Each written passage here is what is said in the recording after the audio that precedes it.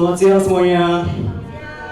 Selamat datang kami ucapkan di acara peluncuran buku Bicara pada Kertas Putih yang diterbitkan oleh PT Kompas Gramedia. Terima kasih juga kepada Studio API dan juga Personal Growth Indonesia. Sekarang bertangan. Pada hari ini, Kamis 8 Juni 2023, bertempat di Perpustakaan Nasional. Puji syukur kami panjatkan kepada Tuhan Yang Maha Esa, karena atas berkat dan perkenan beliau-lah kita sudah dapat berkumpul pada siang hari ini untuk menyaksikan acara peluncuran buku Bicara pada Kertas Putih. Sebelumnya, izinkan kami terlebih dahulu untuk menyambut Bapak Ibu tamu undangan yang telah berkenan hadir pada siang hari ini. Yang terhormat, penulis buku Nadir, Mbak Christine Samar. Siang Mbak. Selanjutnya yang kami hormati, seorang psikolog, Mbak Ratih Ibrahim.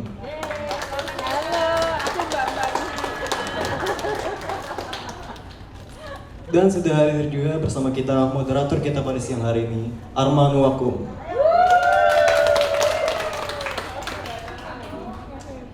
Oke, untuk mengawali rangkaian acara pada siang hari ini, alangkah baiknya kita memanjatkan doa terlebih dahulu kepada Tuhan Yang Maha Esa. Marilah kita berdoa sesuai agama dan kepercayaan masing-masing. Berdoa mulai.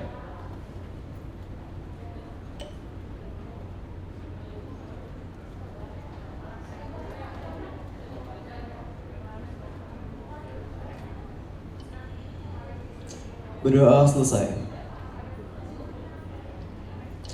Baik, selanjutnya marilah kita menyanyikan lagu kebangsaan Indonesia Raya. Hadirin dimohon untuk berdiri.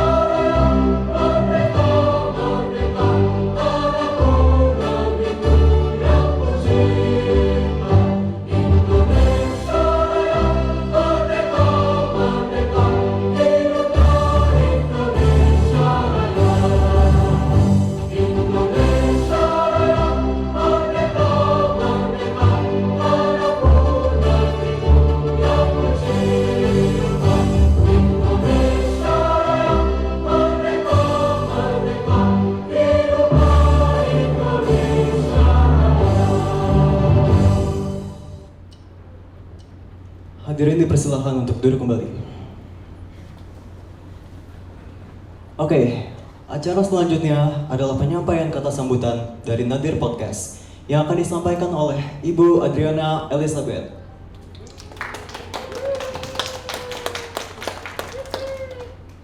Salam sehat dan salam Pancasila. Saya nggak ikut cara Moti tadi menyampai ya, karena Pancasila ini udah mencakup semuanya. Pertama-tama saya ucapkan terima kasih kepada Christine, penulis yang telah menuliskan testimoni para narasumber podcast Nadir ini dengan sangat ciamik. Terima kasih ya, Christine. Nah, yang kedua, terima kasih kepada Mbak Ratih dari Personal Growth yang pastinya nanti kita akan dengar perspektifnya yang membuat buku ini semakin bermakna. Nanti dengar ya Christine, dipuji atau dicela. Nah, yang berikut, terima kasih kepada moderator atas kesediaannya nanti untuk mengarahkan diskusi ini. Kalau nanti chaos, kamu tanggung jawab. Ini masalahnya bicara, ada yang mental health tapi ada yang mental illness. Jadi silahkan nanti diatur. Yang berikut terima kasih kepada Studio API. Ini ada Pierre dan Sandra jauh-jauh datang dari Bali khusus untuk acara siang ini. Tepuk tangan dong. Oke, kalau nggak ada beliau berdua, flyernya nggak bisa di-share. Itu. Thank you ya. Waktu flyer sudah di-share, kata Christine, venue-nya bisa dipindah nggak Bu? Waduh, nggak bisa lah, kita tetap harus di sini. Nah, juga saya ucapkan terima kasih kepada panitia yang sudah secara kompak bekerja keras juga menyiapkan acara ini. Moti, Rira, Dodi, Edwin, dan yang lain-lain ya, yang tidak saya bisa sebutkan satu persatu. Nah, berikut sebenarnya saya ingin ucapkan terima kasih kepada tim Nadir yang sebelumnya sudah merintis podcast Nadir ini selama 1 tahun, tapi kelihatannya perwakilannya belum hadir. Nanti mungkin bisa saya sampaikan kalau mereka ada di sini. Nah, yang berikut sebenarnya saya ingin menyampaikan tentang kenapa Nadir Podcast ini ada.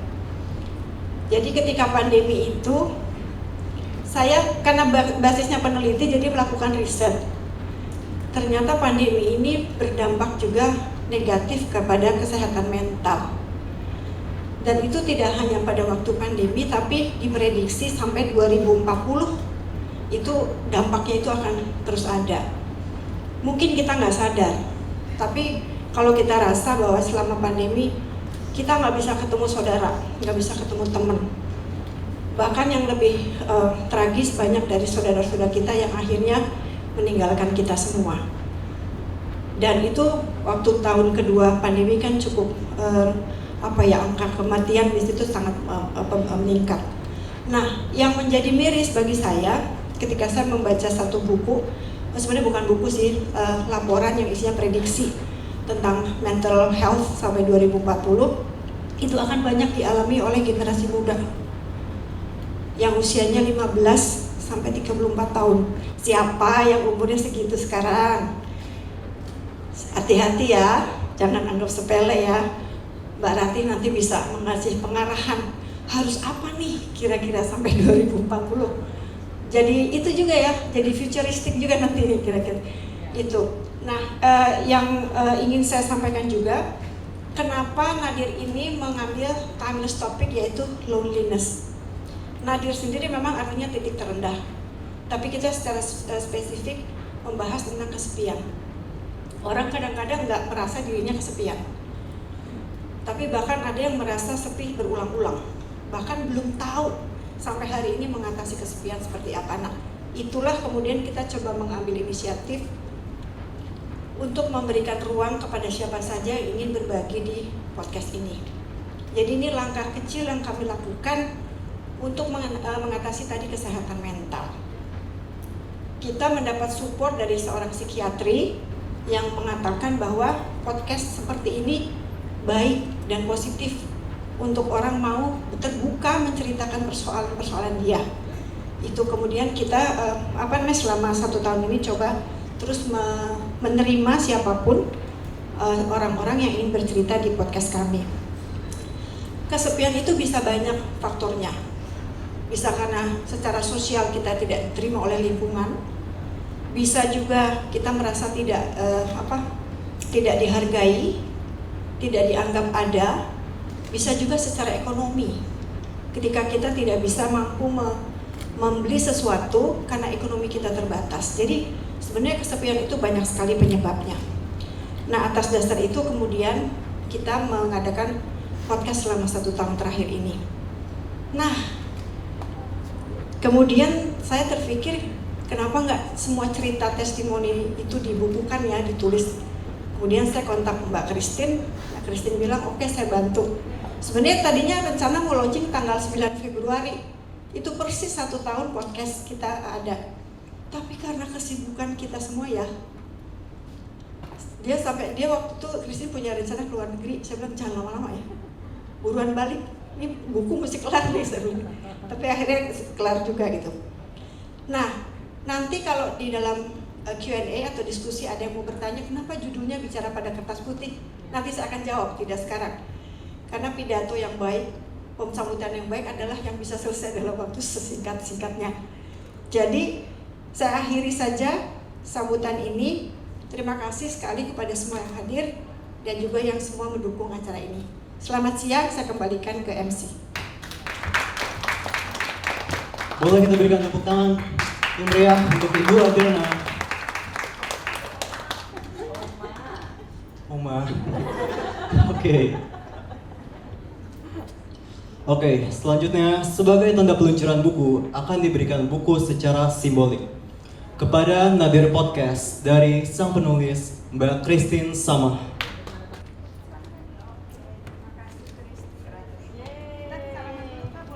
Salaman dulu. Baik, kita akan masuk ke sesi selanjutnya, yaitu kita akan ngobrol bersama penulis buku Nadir, Christine Samah, dan juga dengan seorang psikolog, Ratih Ibrahim. Kita ingin tahu nih bagaimana sudut pandang buku Nadir dari kacamata seorang psikolog. Dan untuk sesi ngobrol ini akan dipandu oleh moderator yang juga seorang dosen yang saat ini mengajar Prodi Ilmu Politik di Universitas Kristen Indonesia. Siapa dia? Kak Arman Wakum. Silakan menunjukkan Kak.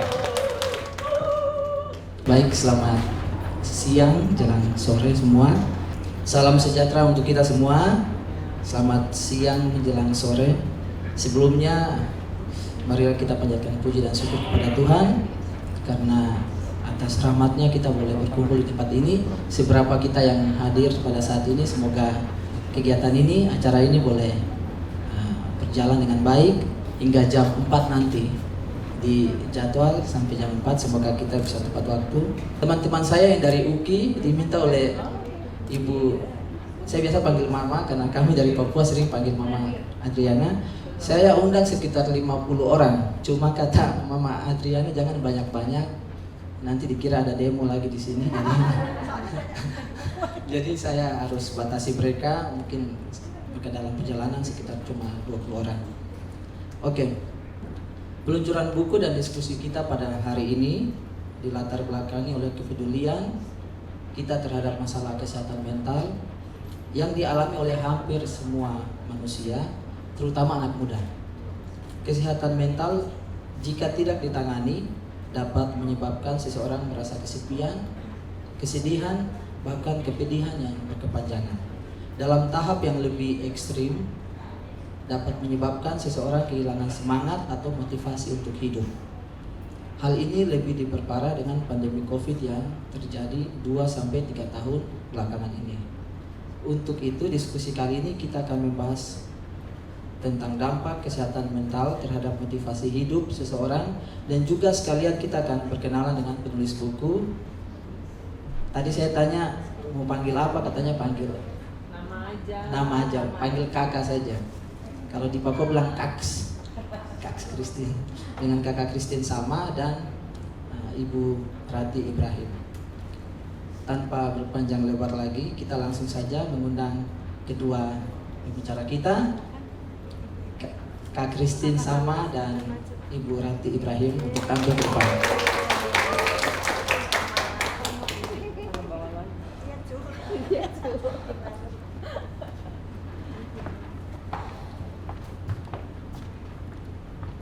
Silakan duduk.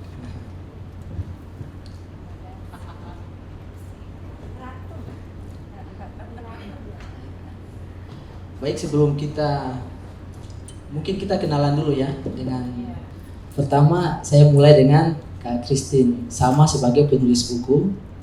Mungkin Kak Christine bisa memperkenalkan diri secara singkat. Ya. Jadi malu memperkenalkan diri. Ya, nama saya Christine Samah. Saya backgroundnya jurnalis, kemudian 5 tahun terakhir saya menjadi penulis buku. Tadi udah dihitung bukunya berapa? Saya hitung iseng sekali ya, Kak Christine sudah menulis buku sekitar, tambah buku yang sekarang adalah 32 buku. Jadi aku luar biasa 32 buku. Tapi yang paling berkesan buku tentang Papua. dengan Bu Adriana juga, saya menulis buku tentang Papua dan sekarang juga mempersiapkan lagi buku untuk Papua. Itu aja perkenalan dari saya. Siap. Terima kasih. Oke, yang kedua Ibu Rati Ibrahim. Halo semuanya, saya Rati Ibrahim, saya adalah seorang psikolog klinis. Ini kalau mau dikenalin nanti bisa 2 hari ya, nggak selesai, jadi tolong dengarkan baik-baik. Saya adalah CEO dan foundernya Personal Growth, sebuah institusi layanan psikologi klinis ya, yang terkemuka di Indonesia. Bangga gitu ya. Nanti bisa dicari aja, serius gak sih nih orang ngomong, lihat aja di websitenya gitu ya. Nah, Personal Growth sendiri itu rajin memberikan psikoedukasi kepada siapapun, terutama orang-orang muda, terkait dengan segala sesuatu yang berkaitan dengan mental health. Ya, kan tadi ngomong ini mental health atau mental illness. Kita kan orangnya positivis ya, jadi yang diupayakan, didoakan, dikerjakan adalah semuanya supaya sehat walafiat, betul kan? Termasuk secara mental. Jadi kita ngomongnya mental health Kak, gitu. Saya ibu dari 2 laki-laki muda, keren-keren. Mungkin di sini nanti akan ada yang bakal jadi mantu saya, jadi perlu disimak baik-baik. Itu aja dulu. Siap. Oke, baik, sebelum kita diskusi, kita akan berdiskusi sekitar masing-masing pembicara. Mungkin saya kasih kesempatan sekitar 10-15 menit.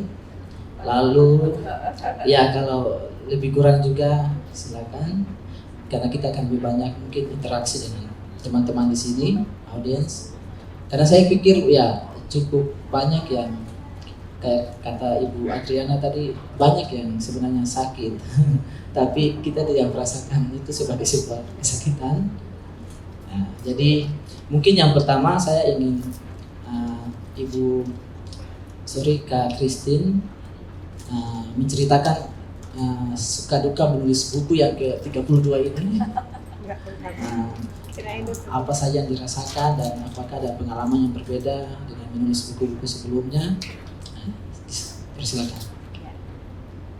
Terima kasih. Jadi saya spesifik menceritakan tentang buku yang baru ya, yang tentang bicara pada kertas putih.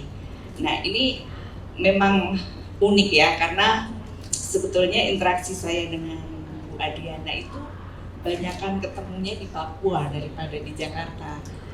Kemudian setelah sekian lama terjadi pandemi, kami semua berada di rumah. Kemudian Bu Adriana cerita sedang mempersiapkan podcast, Nadir Podcast gitu ya. Nah sebetulnya pada saat yang bersamaan saya bersama teman-teman, saya tuh Mbak Ratih tahu kita punya komunitas kebaya, kopi dan buku. Nah biasanya waktu itu kami bertemu sebulan sekali, kadang-kadang 2 minggu sekali kalau udah kangen banget gitu ya. Nah itu kegiatannya itu sebetulnya waktu kebaya, kopi dan buku itu ya motivasinya juga karena booming sosial media sampai kita lupa untuk berinteraksi langsung. Nah pada saat itu pun kita waktu itu sudah berpikir ya untuk gimana caranya kita ngumpul lagi dalam silaturahmi yang lebih akrab, karena waktu itu salah satu pemicunya itu karena politik sih sebetulnya, intoleransi yang berkembang sangat sampai pertemanan itu kita sama-sama duduk ngopi gitu, tapi kita sampai nggak berani bicara karena ini sebetulnya Ahok atau bukan ya, ini sebetulnya siapa ya gitu. Jadi kecurigaan itu yang membuat Abis ngobrol kalau pulang masih selamat nggak kita kan? Ya, kalau ini jangan-jangan nanti dilaporin dan gitu. Itu yang kemudian membuat kenapa sih kita jadi fragmentasi seperti ini. Kemudian kita membuat komunitas kebaya, kopi dan buku. Nah rupanya pandemi membuat kami tidak bisa kumpul lagi.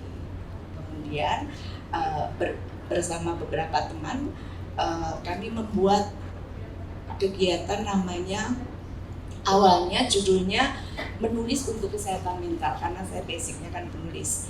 Jadi menulis untuk kesehatan mental, ada referensi-referensi yang menjadi acuan bahwa ternyata menulis itu bisa untuk menyehatkan mental. Tapi kemudian ada yang jangan kesehatan mental. Waktu itu saya bilang juga ke Bu Adriana, Bu, teman-teman saya pada nggak mau ditulis di kegiatannya menulis untuk kesehatan mental, katanya resistensinya tinggi, kan saya nggak sakit secara mental gitu kan.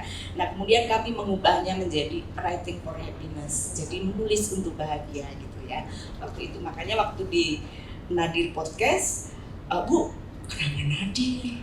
Ganti kayak apa yang sesuatu yang menggembirakan gitu. Tapi rupanya belakangan depresi pun menjadi sangat menyenangkan. Mbak Rati nanti akan bercerita. Jadi ada pergeseran bahwa kesehatan mental rupanya menjadi booming sekarang, dan kemudian menjadi bahkan ada juga yang rasa bangga gitu ya kalau nanti Mbak Rati yang lebih tahu ya. Nah tapi intinya bahwa ketika Nadir Podcast itu ada, saya sangat tertarik dan saya sangat bersemangat.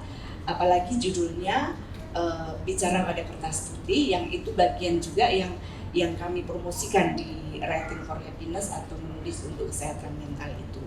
Dan ketika menuliskan ini bagi saya ini luar biasa banget. Saya apresiasi luar biasa pada Nadir Podcast karena itu yang di belakang kan ada sumber semua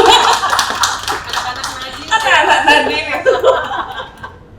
Dan Ada di sini kan? iya, semuanya ada di sini, dan saya selalu memotivasi dan menguatkan anak dan keponakan-ponakan saya untuk jangan pernah malu untuk menjadi seorang yang tidak sempurna. Maksudnya itu sangat manusiawi ya. Ada kalanya sedih, ada kalanya patah hati, ada kalanya harus nangis. Kebetulan anak saya laki-laki, ponakan saya semua laki-laki, jadi yang susah nangis gitu. Nah itu saya selalu memotivasi jangan pernah malu untuk mengatakan bahwa saya pernah gagal, pernah ini, dan itu anak-anak muda itu bikin saya semakin semangat untuk menceritakan pada anak-anak muda yang lain bahwa jangan pernah selalu merasa bahwa saya selalu super, selalu ini, dan pada akhirnya itu bubble yang akan membuat patah hati dan seterusnya. Nah itulah kenapa saya menuliskan buku ini, dan sebagian diantaranya saya harus interview lagi.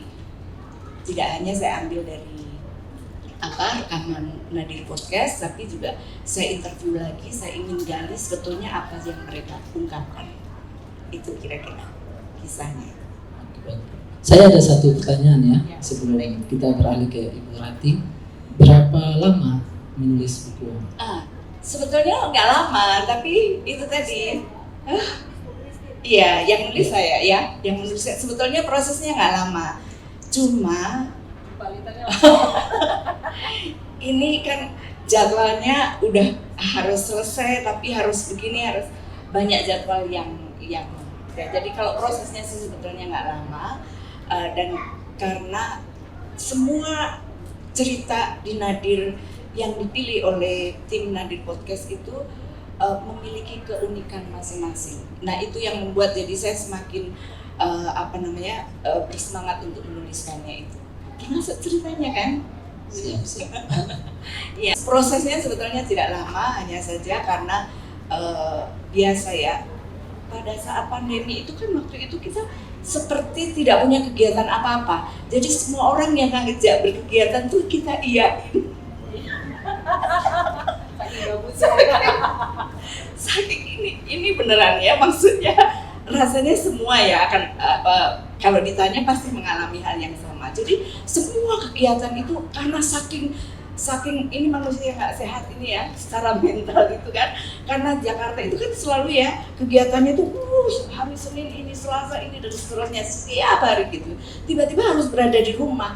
Jadi karena tiba-tiba berada di rumah itu kita bingung mau ngapain. Jadi diajak, Christine, ayo kita bikin, ayo kita Zoom, ayo. Sampai ada istilah waktu itu tiap hari Zoom daripada overwhelming dan seterusnya, pokoknya sampai kita bingung. Dan akhirnya itulah pada saat harus menuliskan buku ini, janji-janji yang tadi nah tertutup. Jadi sebetulnya prosesnya tidak lama, tapi karena terlalu banyak PHP itu yang membuat jadi prosesnya agak tertunda. Jadi seharusnya Februari, baru bulan Juni terbit. Oke, baik, terima kasih. Kita beri aplaus dulu buat Sekarang tante ya? ya. Boleh panggil saya ibu, boleh panggil saya tante, ya. Oke, Christine terlalu humble untuk menjelaskan tentang siapa dirinya dan bagaimana proses menulisnya. Itu adalah sebuah statement dari Rati Ibrahim, di highlight, bold, ya, kasih lampu sokwe di situ. It's very humble. Saya udah, lampu sokle tahu nggak sih? Nggak tahu ya? Coba di Google lampu sokle apaan gitu ya. Lampu sorot, lampu seni kayak begini. Tapi bukannya lampu sokle itu lampu di mercusuar itu loh. Ya. Aduh, aku jadul banget ya rupanya. So, gini nih teman-teman. Ketika, ini ngomongin ya, ketika suatu hari saya mendapatkan WA memperkenalkan diri. Rati, saya Adriana, temannya Christine sama. Saya langsung gini, yes, saya gitu, ya.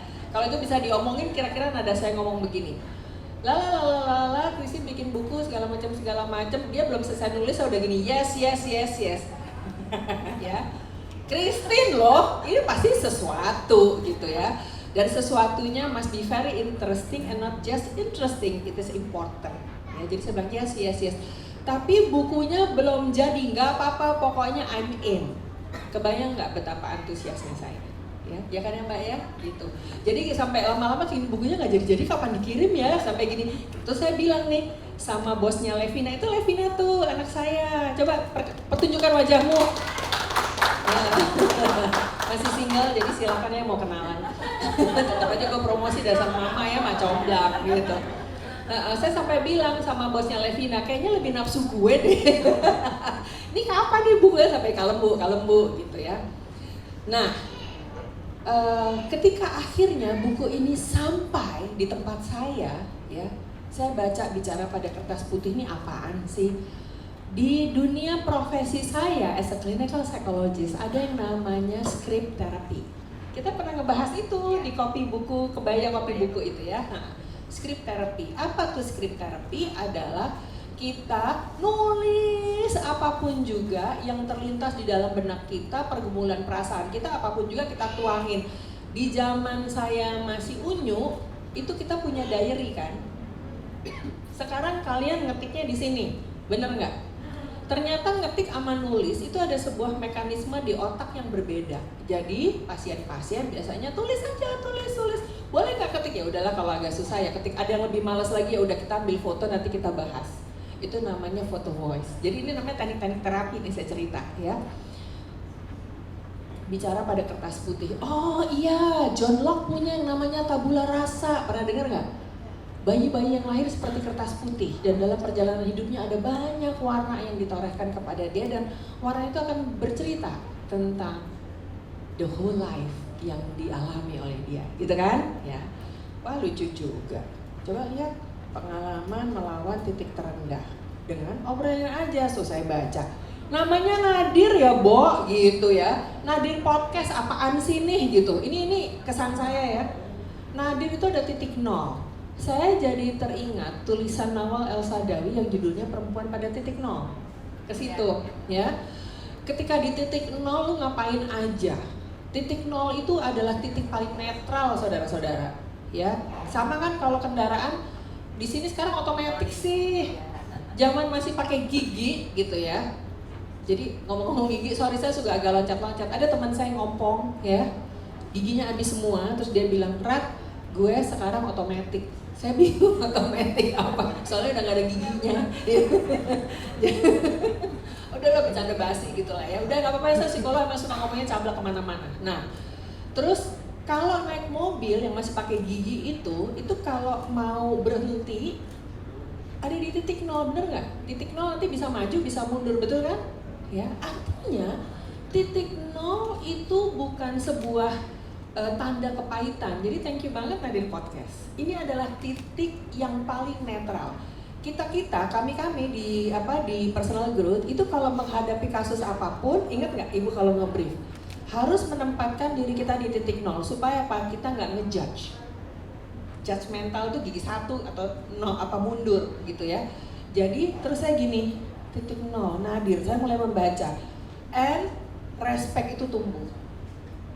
Kan biarpun teman-teman kan tetap aja skeptis gitu loh ya. Justru respect itu tumbuh. Lalu saya baca, siapa sih nih orang-orang ini yang pada curhat? Sorry ya Adriana sedikit. Ya ada yang gue nggak kenal kali, gue yang FOMO kali saya ya gitu. Terus saya lihat-lihat, ya ngetop banget juga enggak. Ini siapa sih nih orang-orang ini? Tahu nggak sih, semakin saya membaca buku ini, lagi-lagi respect itu makin tumbuh. Ya ampun, ini orang-orang yang bicaranya bakal jujur banget. Why? Kalau saya yang diwawancara suruh nulis begini, saya topengnya udah banyak. Coba deh wawancara orang-orang lain yang bukan ada di buku ini. Banyak banget topengnya, pasti dikemas-kemas. Bener nggak? Ya ampun, orang-orang ini jujur banget dan dia telanjang loh, bener-bener menceritakan dirinya. Kadang-kadang ada yang kayaknya agak dibikin-bikin gitu ya sampai gini, ini wow apa bukan ya? Enggak loh, dia jujur aja. Oke? So that's respect tumbuh. Dan saya gini, ini adalah teman-teman yang di keseharian, gila sebelah kita banget, tahu nggak sih? Teman kita banget, saudara kita banget yang tinggal secolekan, apa kabar? So, semakin membaca buku ini, teman-teman, please, kita akan menemukan sebuah ekspresi kejujuran dari perasaan dan pengalaman hidup. Dan kesannya sederhana banget ya. Mbak Christine juga menuliskan dengan sangat-sangat sederhana, tahu nggak? Justru yang sederhana itu, sebuah kejujuran, itu bisa membawa kita kepada sebuah perjalanan pengalaman batin yang justru akan meneguhkan kita. Dan di sini boleh ya langsung aja gue bedah. Ini ada yang saya lipet-lipetin. Ini bacanya sih nggak lama gitu ya. Saya tadi ada yang saya lipet nih. Teguh Ziko, orangnya ada nggak di sini? Enggak, di Bali ya. Di Bali ya. Hai Ziko gitu. Kan dia cerita ya. Saya langsung ke ini nih sama yang ditulis, masih banyak hal positif yang lebih indah daripada aktivitas destruktif. Kecualinya di situ saya udah baca siang tapi ini nih yang tadi langsung saya lipetin. Dia tuh balik lagi saya baca dia ngomong apa ya di sini. Biasanya ini kan jadi tagline sesi konselingnya saya.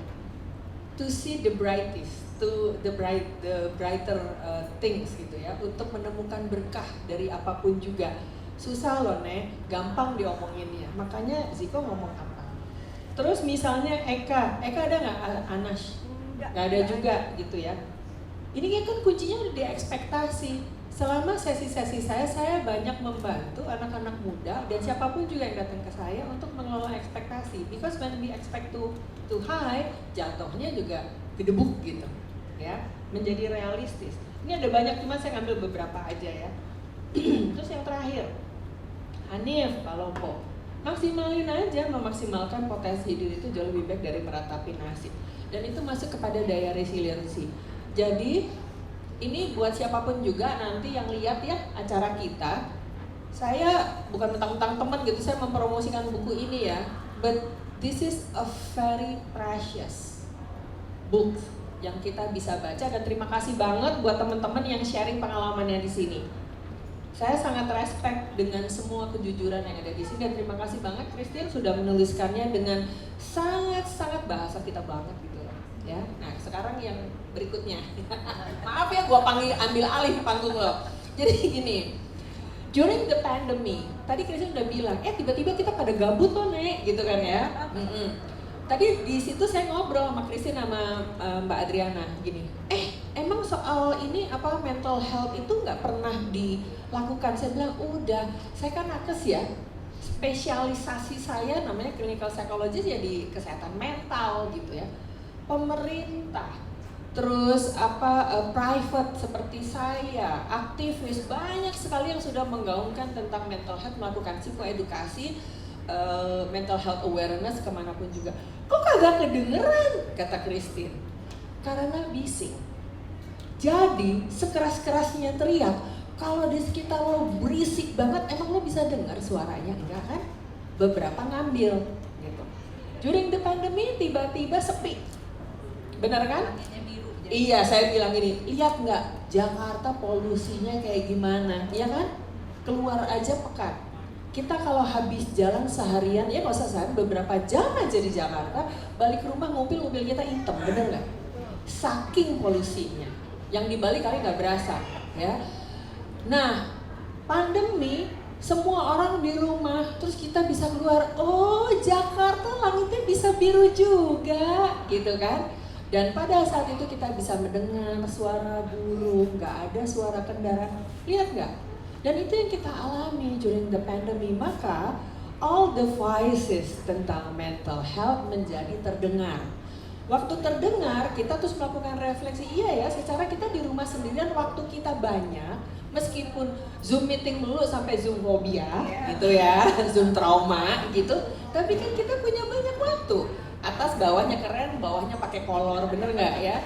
Pakai daster ditutupin pakai kemeja gitu kan, nyeker, duduknya ngengkang apa segala macam. We have so free and we have so many times, so much time untuk bisa introspeksi diri, dan ada banyak sekali orang-orang termasuk saya dan tim saya yang menggaungkan tentang mental health, self awareness, mengenali gejala-gejala yang ada di diri, terus kita menjadi sangat peka. Jadi di situ tuh.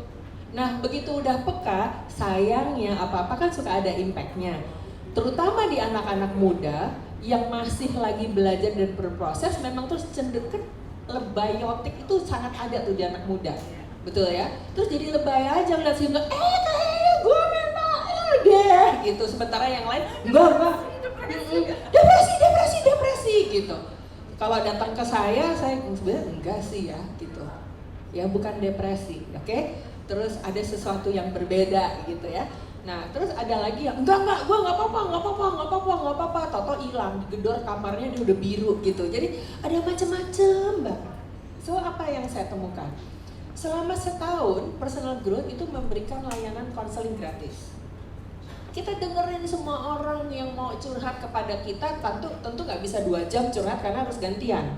Ya, dan itu semua psikolog klinisnya melakukan itu, termasuk sharing the weakness point dari para psikolog-psikolog, because we are not mutant, we are not robot, kita manusia juga ngalamin yang sama. Jadi we are in this together itu adalah slogan yang emang benar kayak begitu. Terus menggali apa aja yang terjadi di dalam kehidupan sehari-hari. Gejala ini ada, nanti akan saya sebutin. During the pandemic ini menjadi very very strong, very loud. 1, kesepian. 2, kecemasan, anxious, ya. Terus 3, sadness. 4, putus asa. Dan ini yang kemudian masuk ke 5, menjadi depresi, ya. Bicara tentang kesehatan mental di perjalanan hidup saya secara profesional more than 30 years, kesepian itu adalah toxic yang sangat-sangat utama.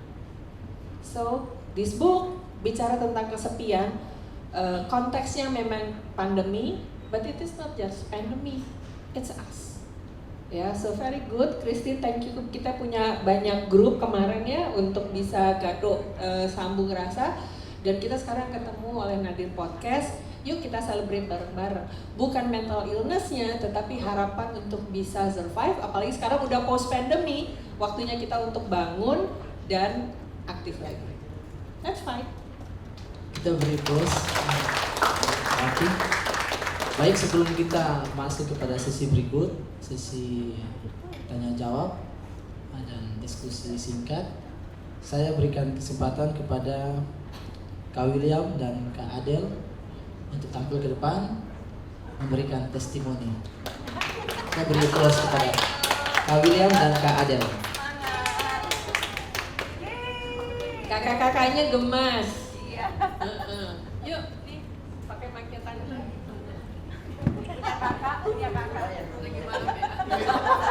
Baru tadi masuk lah, kok dipanggil? Enggak.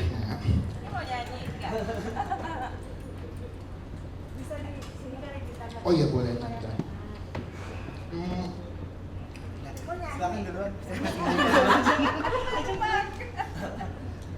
Selamat siang teman-teman Nadir Podcast yang udah hadir dan datang. Di sini saya juga mewakilkan dari Nadir Podcast. Semoga teman-teman bisa mendapatkan insight-insight baru dengan membaca buku ini nantinya, dan juga tadi saya di briefing untuk memberikan testimoni, mungkin kesan dan pesan selama ini 1 tahun kurang lebih bergabung di Nadir Podcast. Jadi kalau saya sempat menjadi host dan juga jadi narasumber. Jadi kalau dari sisi hostnya dulu, saya merasa mendengarkan cerita orang-orang yang ini loh titik terendah gue, ini loh titik terendah gue gitu. Masing-masing orang punya kadarnya masing-masing. Nggak masalah si A lebih berat, nggak masalah si B lebih berat. Masing-masing punya takarannya sendiri, dan akhirnya bagaimanapun caranya melalui media apapun mereka dapat menemukan jalan keluarnya gitu. Dan itu cukup inspiring untuk mendengar, yang kayak kadang kan kita merasa gila nih masalah gue paling berat banget nih kan, tapi ternyata setiap orang punya masalah yang berat gitu. Dan kita sebagai individu hanya perlu mencari bagaimana sih caranya supaya bisa rilis, supaya bisa healing ya kan, supaya bisa kembali lagi beraktivitas, dan itulah tugas kita gitu. Dan itu cukup menginspirasi mendengarkan cerita-cerita dari teman-teman yang sudah hadir di Nadir Podcast. Silakan Ibu Adel. Halo semuanya, nama saya Adeline Irianto. Waktu itu saya di Nadir Podcast jadi narasumber. Menurut saya pas diajak untuk jadi narasumber di Nadir Podcast itu pas banget. Itu lagi pandemi, terus saya juga baru kehilangan sosok ayah. Terus kayaknya buat cerita, kadang tuh kalau cerita ke teman atau ke keluarga gitu tuh kayak mungkin nggak lega gitu loh, nggak even kayak saya tuh dekat banget sama William, tapi kayaknya kalau cerita ke dia juga kayak kok nggak nampol gitu ya. Tapi pas banget juga waktu itu Nadir Podcast hostnya dia, saya narasumbernya, jadi ya gitu deh. Jadi kayak di Nadir Podcast tuh kayak bener-bener ceritanya tuh lebih plong gitu, kayak lebih gimana ya, kita kayak enak aja walaupun ya lihatnya William temen lagi, tapi di situ saya ngeliat William tuh kayak orang lain aja. Jadi kayak ditanyain orang lain yang nggak tahu latar belakang saya apalah segala macam gitu, tapi itu dengan Nadir Podcast ngebantu saya buat cerita tentang istilahnya apa yang saya rasain tuh yang kayaknya saya nggak bisa keluarin gitu loh di rumah atau di sekitar saya, di teman-teman gitu. Terus ya siapa tahu juga dari cerita saya bisa ngebantu teman-teman semua yang dengar, mungkin ceritanya mirip-mirip sama cerita saya kayak gitu. Jadi kita sama-sama ngebangun diri untuk maju aja sih kayak gitu. Ternyata ada request, saya mau undang sempat juga jadi narasumber di Nadir Podcast, abang kita, abang saya, Bang Boy, dan juga JJ mungkin bisa sedikit cerita testimoni pengalamannya di Nadir Podcast.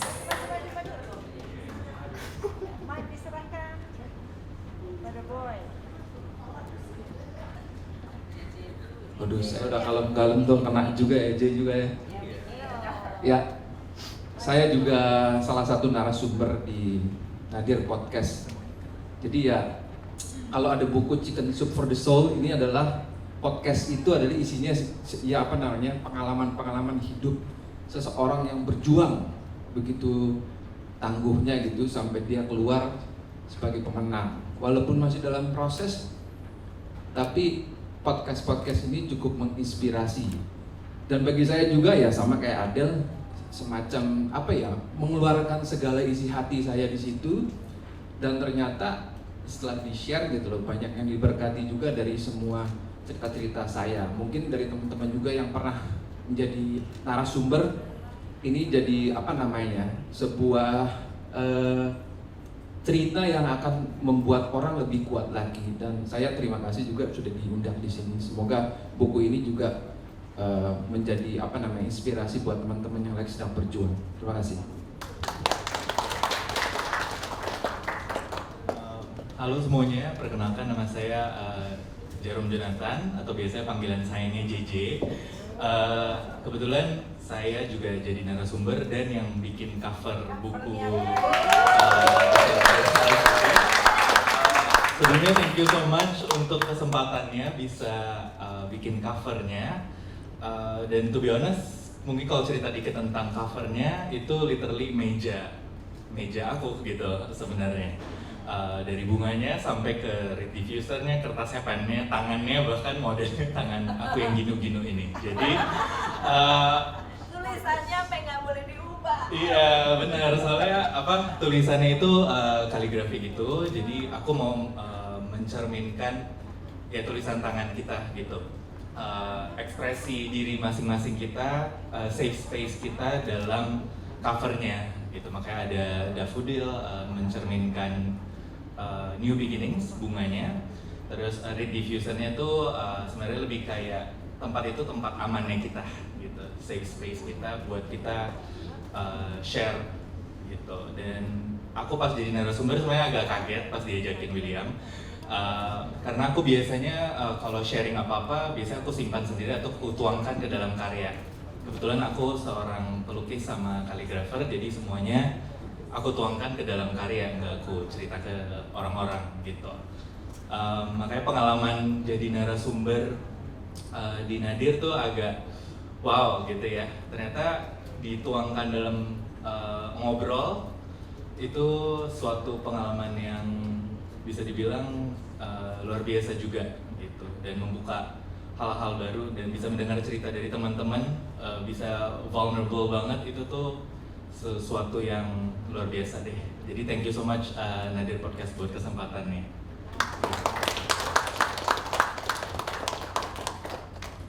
Baik, terima kasih teman-teman narasumber.